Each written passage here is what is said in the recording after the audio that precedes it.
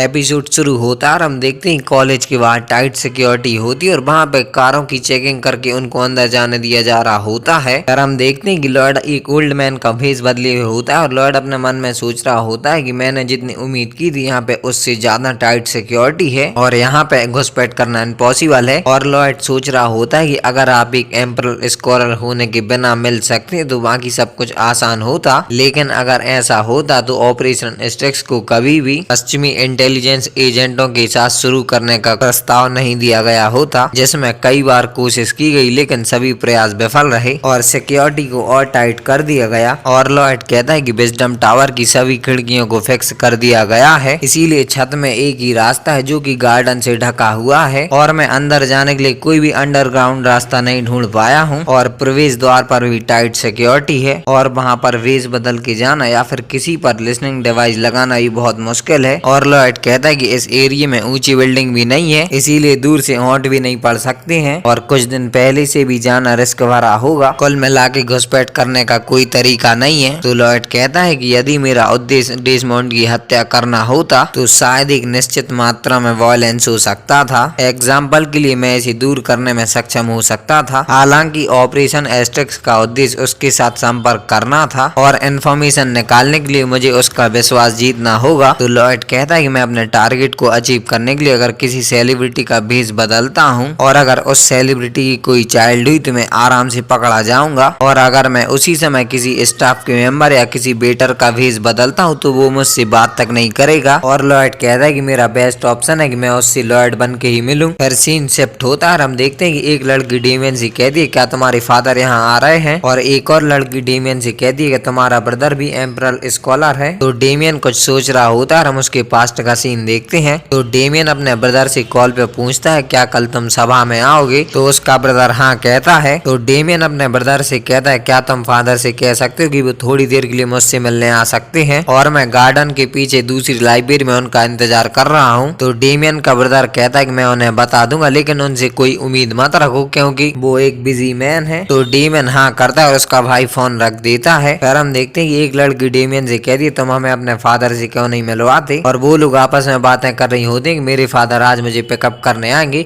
और यहाँ पे वो डेमियन से भी कहती है तो डेमियन सबको चुप करा देता है और वहाँ से जाने लगता है। तो आन्या को टेलीपैथी से सब कुछ पता चल जाता है। तो आन्या अपने मन में कहती है कि डेमियन आज बुरे लोगों के हेड से मिल रहा है। तो बेकी आन्या से कहती है क्या तुम आज फिर से शॉपिंग पे जाना चाहोगी। तो आन्या छुप छुप के डेमियन का पीछा करने लगती है और आन्या सोचने लगती है कि वो डेमियन के फादर से कहेगी अगर आप मेरे फादर से मिलोगी तो आपको बहुत ज्यादा फायदा होगा। और आन्या अपने मन में कहती मैं डेमियन का पीछा करूंगी और खुद बुरे आदमी का सामना करूंगी। तो डेमियन आन्या से कहता है कि तुम पिछले हफ्ते से मेरा पीछा कर रही हो और मुझसे दूर रहो। तभी डेमियन का दोस्त डेमियन से कहता है क्या तुम श्योर हो कि उसके पास नहीं है। तो डेमियन कहता है क्या। तो डेमियन का दोस्त कहता है अपने फादर के साथ एहसान करने का प्लान। तो डेमियन का दूसरा दोस्त भी एग्री करता है। तो डेमियन आन्या से कहने लगता है कि तुम डम्प हो, अगली हो, तुम्हारे छोटे पैर हैं और फिर से मेरे पास मत आना सुपर कृपी शिकारी गोरिल्ला। और डेमियन वहाँ से जाने लगता है और आन्या गुस्सा आने लगता है। तो आन्या बेकी से कहती है मुझे लगता है कि मुझे उसे फिर से मारना चाहिए। तो बेकी आन्या को मना करती है। तभी आन्या को लॉयड की आवाज सुनाई देती है और लॉयड कह रहा होता है कि वो अभी भी डेमियन के साथ नहीं चल रही है और मैं प्लान बी को छोड़ने के करीब हूँ और वो अपने तरीके से उसके साथ काम करने की कोशिश कर रही है। Good girl. तो आन्या इधर उधर देखने लगती है और लॉयड एक दीवार के पीछे छुपा होता है और लॉयड कहता है अभी के लिए मैं डेमियन का पीछा कर सकता हूँ और उसके फादर से बाहर मिल सकता हूँ। और लॉयड वहाँ से चला जाता है और आन्या की ये सब टेलीपैथी से पता चल रहा होता है। तो आन्या ही बाहर की तरफ भागती है।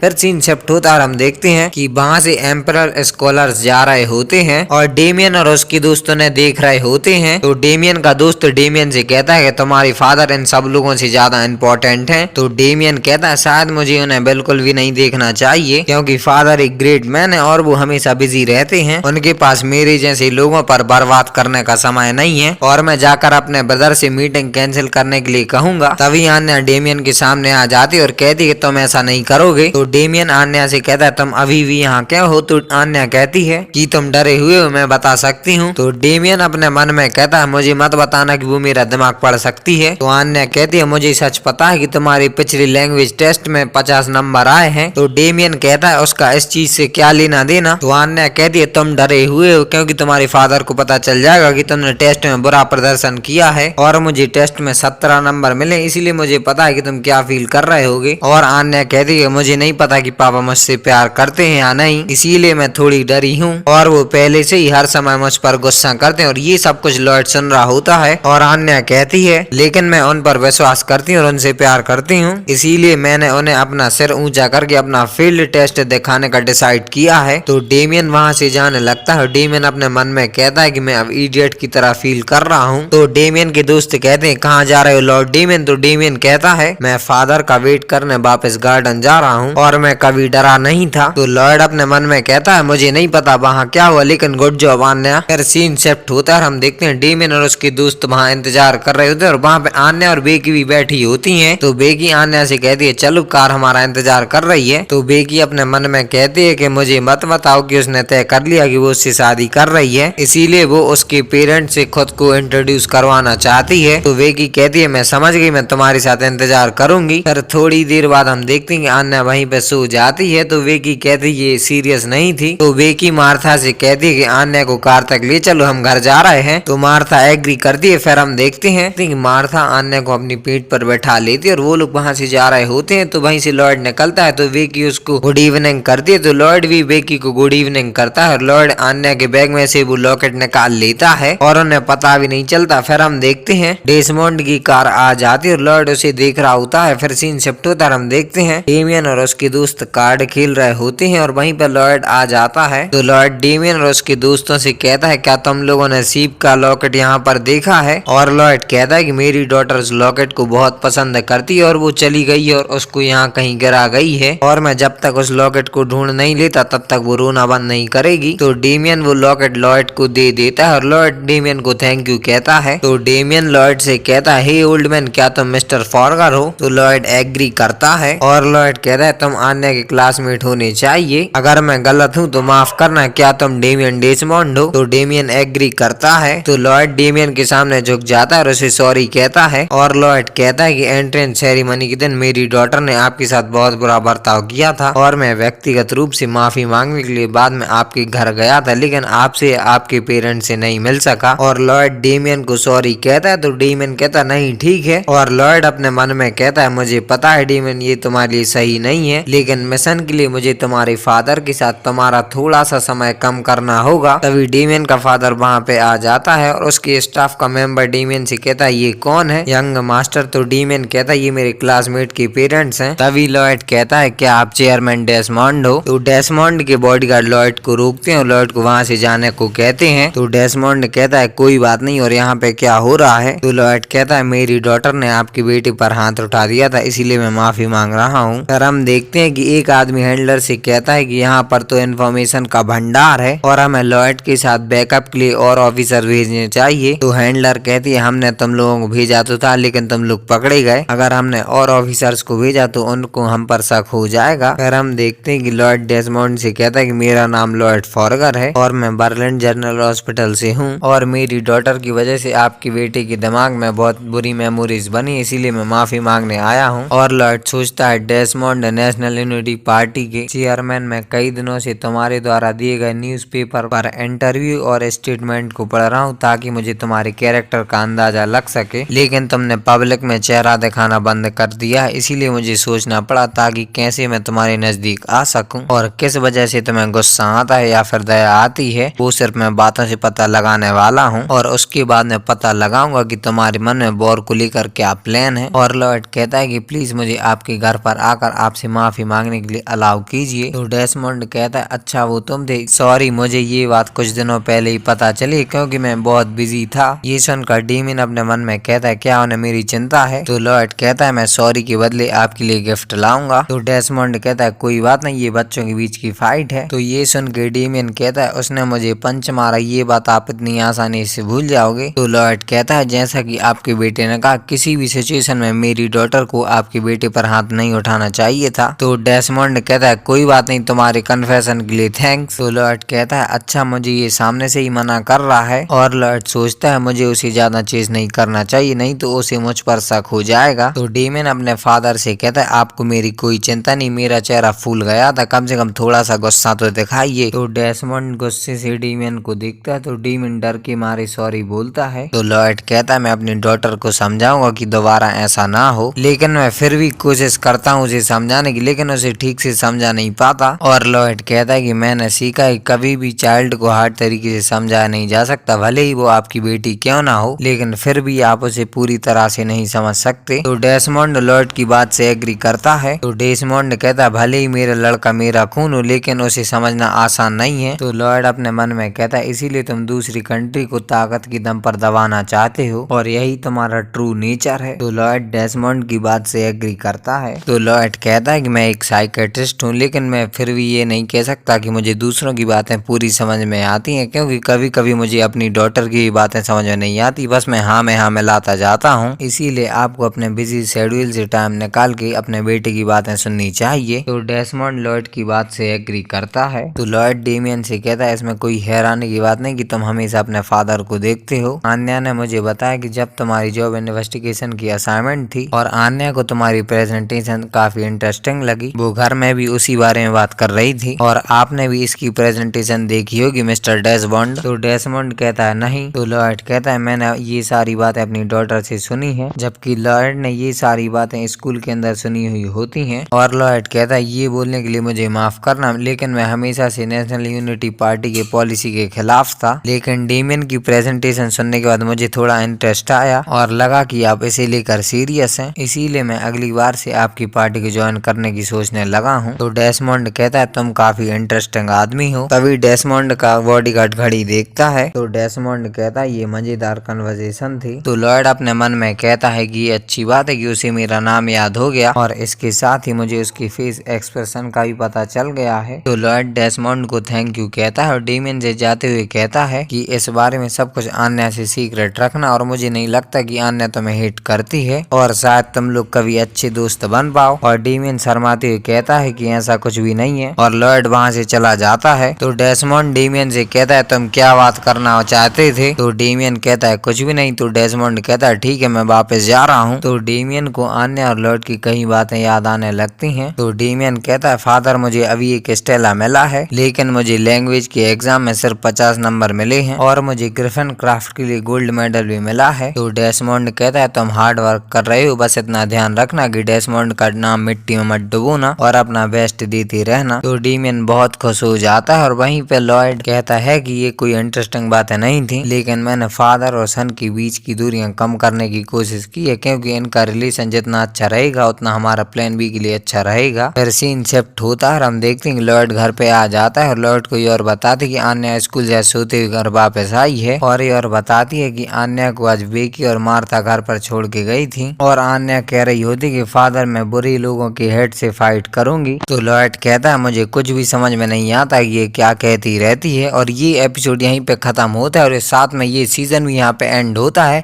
मैं मिलता हूँ किसी और सीरीज के साथ, तब तक के लिए बाय बाय।